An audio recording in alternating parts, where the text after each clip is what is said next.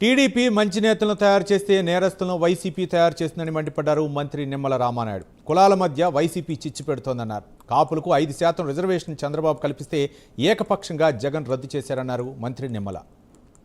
24 సంవత్సరంలో రాష్ట్ర చరిత్రలో ఎప్పుడు చూడనటువంటి ఓటమిని సవిచూసినటువంటి వైఎస్ఆర్సీపీ పార్టీ నిరాశ నిస్పృహలతోటి కుట్రలు కుతంత్రాల ఎజెండాగా పులివెందుల సంస్కృతిని ఆంధ్రప్రదేశ్ రాష్ట్రం అంతా కూడా తీసుకురావాలనేటువంటి ప్రయత్నంలో భాగంగానే ప్రాంతాల మధ్య, మతాల మధ్య, కులాల మధ్య చిచ్చు పెట్టాలనేటువంటి ప్రయత్నం. అందులో భాగంగానే రాయలసీమ, కోస్తా, ఉత్తరాంధ్ర అనేటువంటి ప్రాంతాల మధ్య చిచ్చు అనేటువంటి ప్రయత్నం విఫలం చెందినటువంటి విషయం మీ అందరికీ తెలుసు. అదే రకంగా స్వామి మొన్న ఎన్నికల్లో జగన్మోహన్ రెడ్డిని శిక్షించినటువంటి పరిస్థితి, ఏదైతే ఫాస్టర్ ప్రవీణ్, కడప ఫాస్టర్ అభినయ్, ఇటువంటి వారిని అడ్డు పెట్టుకుని మతాల మధ్య చిచ్చు రాజేసి చలి కాసుకోవాలనేటువంటి జగన్మోహన్ రెడ్డి ప్రయత్నం కూడా బెడిసి కొట్టినటువంటి పరిస్థితి కూడా మొన్న మనం చూసాం.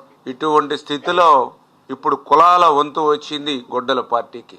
ఈ రకంగా ఈ రోజు మళ్ళీ ఆ కులాల్లో సంబంధించినటువంటి నాయకుల్ని రెచ్చగొట్టడం, వాళ్ళ చేత తప్పులు చేయించడం, వాళ్ళని జైలుకి పంపించడం. ఎందుకంటే మనం చూస్తూ ఉంటాం ఫ్యాక్షన్ చేసేటువంటి నాయకుడి దగ్గర ఉన్నటువంటి ఎవరైనా, ఏ అనుచరుడైనా హత్యలు చేసినా, దాడులు చేసినా, రౌడీజం చేసినా, గోండాయిజం చేసినా కొన్ని రోజులకి అతను ఏదైనా పరివర్తనం చెంది, అంటే భార్యో కుమారుడో ఆయనలో పరివర్తన కలగజేసి అరే ఇంకా చేసింది చాలు ఎందుకులే అని బయటకు వద్దామన్నా కూడా వచ్చేటువంటి పరిస్థితి ఉండదు. ఎందుకంటే బయటకు వస్తే తన వల్ల ఎవరైతే నష్టపోయారో వాళ్ళ చేతుల్లో హతమైపోయేటువంటి ప్రమాదం. అందుచేత ఇష్టం ఉన్నా లేకపోయినా ఒక్కసారి ఆ రొచ్చులో ఇరుక్కుంటే ఇంకా జీవితాంతం ఫ్యాక్షన్ నాయకుడి దగ్గర